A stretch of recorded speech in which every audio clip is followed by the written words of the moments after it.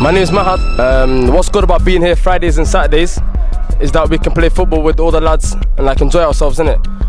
Like, otherwise we'd be out on roads and then doing freaky stuff normally, innit? Within the late lounge, my role is overseeing that it runs properly and that the staff are okay and the young people are safe and and they've got enough activities to do. It's provide a safe and secure environment and provide enough positive activities for them to keep them engaged throughout the whole of the evening. So what do you usually do on a Saturday when you're not here?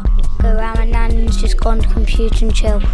Well, the project was identified due to the fact there was a number of issues that occurred over the past couple of years, and the police, along with other agencies, the youth offending team, city councillors and so forth, felt that it was necessary to have positive activities for young people to engage in as a prevention method and an intervention method to keep young people off the street and away from antisocial behaviour. Keep people off the streets, decrease the crime rate of youth, and it will help us keep fit and all that, instead of sitting there on a bench on the street smoking and all that. We were always confident that there's a demand for these kinds of sessions, particularly on a Friday and Saturday evening. But I think what's been striking is that a number of young people coming through to these sessions are not just from around this immediate area of Highfields and St Matthews, but they're coming from far afield as Beaumont Leys, Thurnby Lodge, Saffron, Filbert Street, etc. So it's clearly the word's getting around that this is something for young people to enjoy and experience. Late lounge is a very good session. It's bringing the youngsters off the streets, bringing them indoors here. Since I've been working here, and I've noticed a lot of kids have been turning up for the sessions and they enjoy it very much.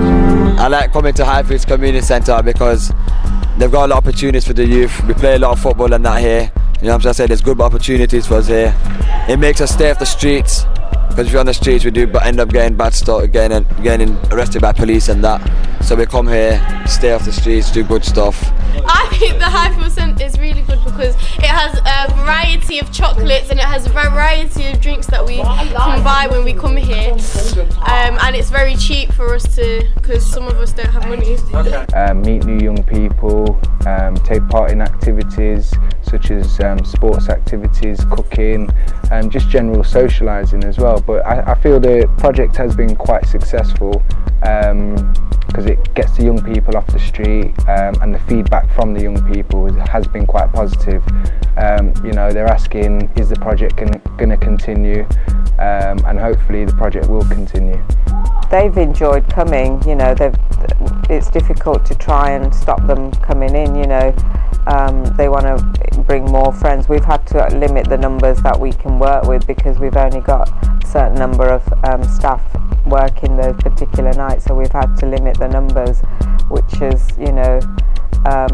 it's a bit off-putting for some of the young people because we've had to say no, sorry, we can't take you in, but the young people that have come, they've really enjoyed coming. On this session here, this session started in September and it's only lasting for another 2 weeks. So the only people that can come in are the people that are registered on the list because there's a high number of young people. We've got over 100 people registered on here.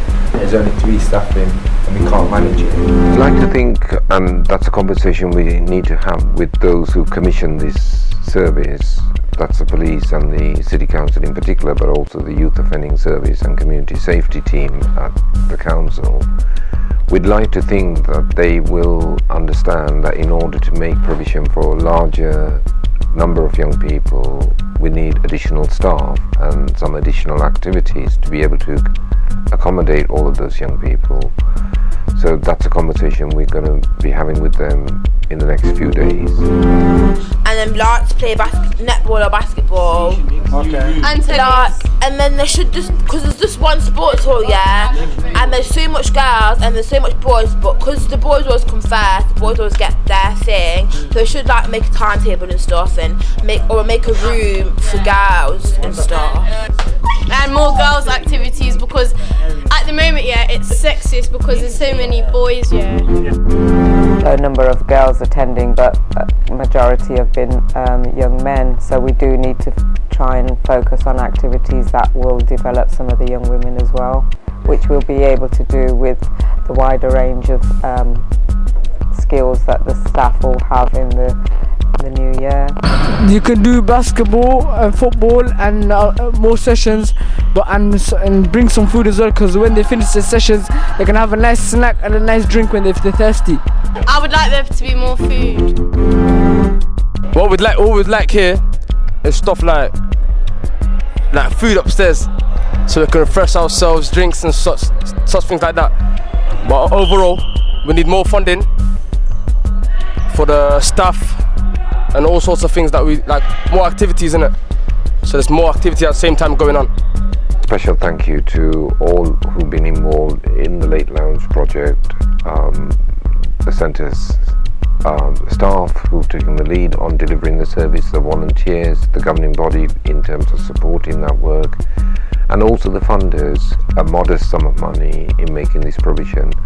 Hopefully we, as I said earlier, we can demonstrate and have demonstrated value for money and successful outcomes in relation to this project, the Late Lounge session.